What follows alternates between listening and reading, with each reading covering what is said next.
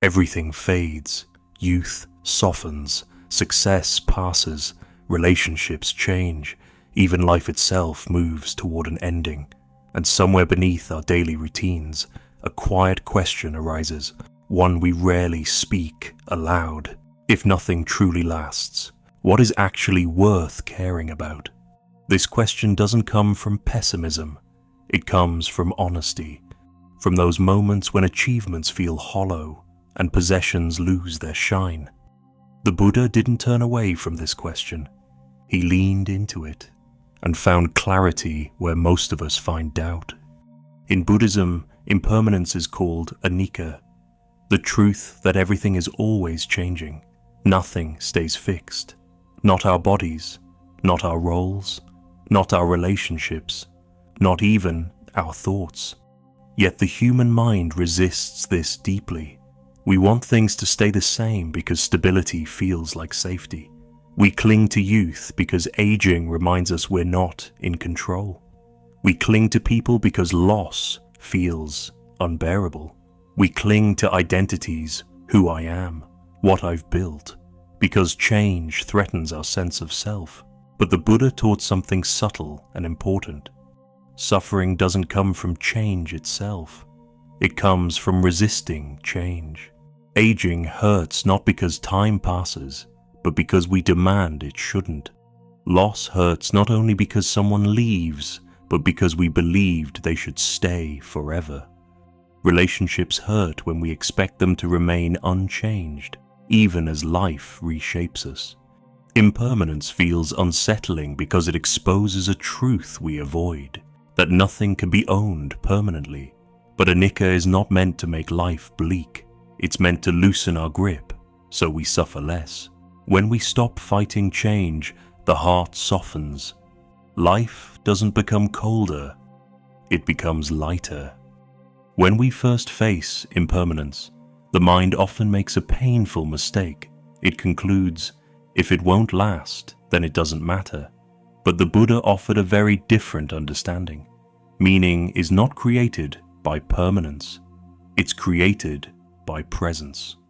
A sunset lasts only minutes, yet it can stop us in our tracks. A single conversation can change the direction of a life.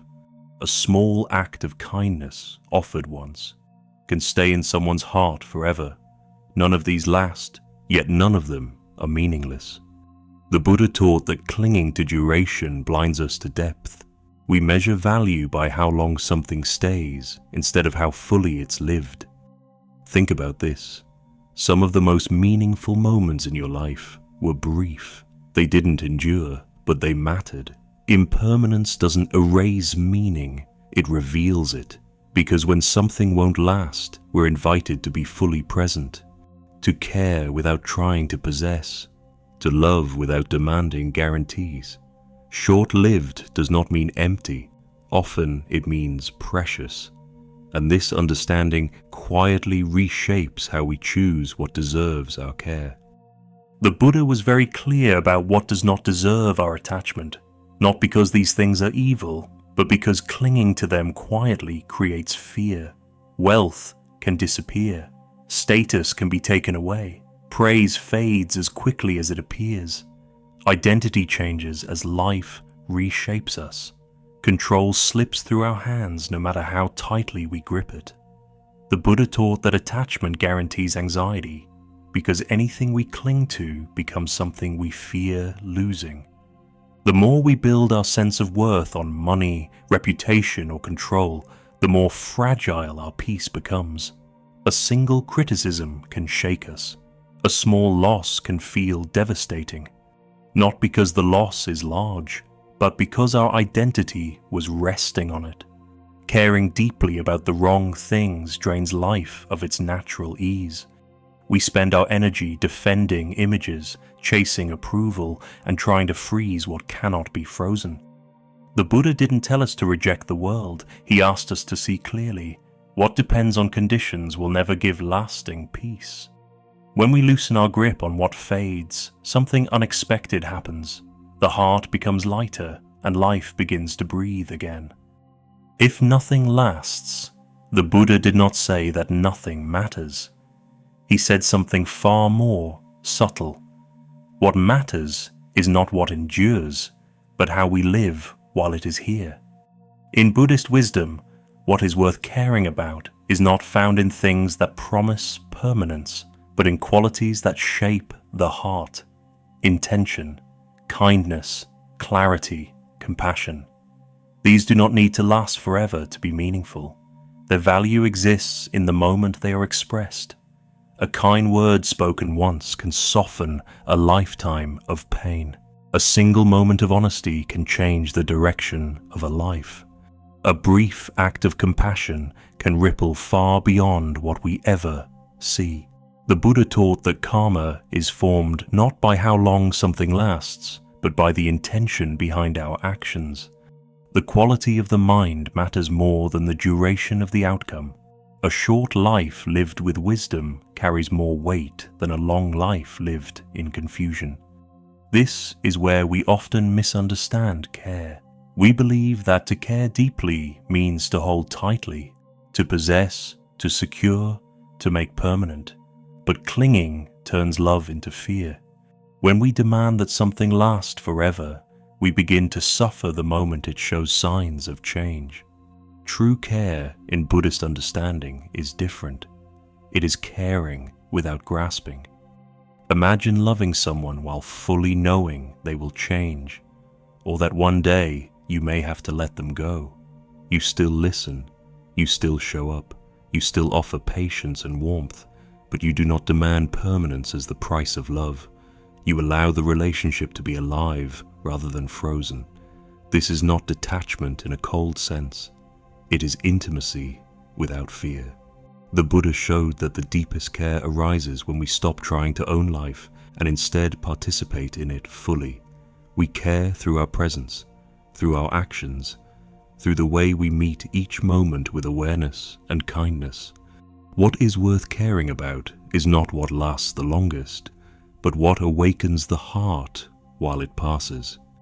And when we live this way, impermanence stops being a threat. It becomes the reason each moment matters at all. The Buddha often spoke of a middle way, and here it appears as the difference between love and attachment. Love is open, responsive, and alive. Attachment is fearful, tense, and grasping. Love says, "I'm here with you." Attachment says, "Don't change, don't leave." A simple metaphor helps: holding water in your hands. If you clench your fists, the water escapes. If you hold your palms open, the water rests there naturally. Life is the same. When we try to possess people, moments, or outcomes, we lose them more quickly and suffer more deeply. Caring without clinging means showing up fully without demanding permanence. You speak honestly, act kindly, and give your attention, but you allow life to move. You don't try to freeze time or secure guarantees that don't exist. This is not indifference. It is wholehearted participation without ownership. The Buddha taught that peace doesn't come from controlling life, but from meeting it wisely. When we stop gripping what must pass, the heart softens.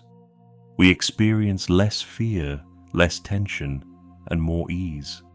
Peace arises not because nothing changes, but because we no longer fight change.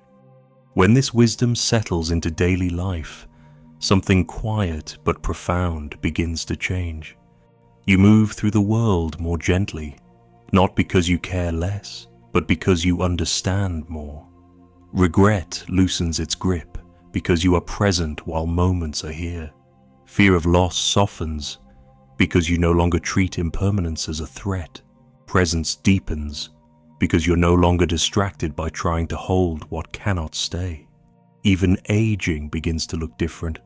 Wrinkles, slowing, and loss are no longer enemies to defeat. They become teachers. Each change reminds you to pay attention, to love more honestly, and to live with fewer illusions. The Buddha did not teach detachment from life. He taught intimacy with it. When you accept that everything passes, you stop postponing meaning. You speak the words you need to say. You show care while you can. You stop waiting for a better moment.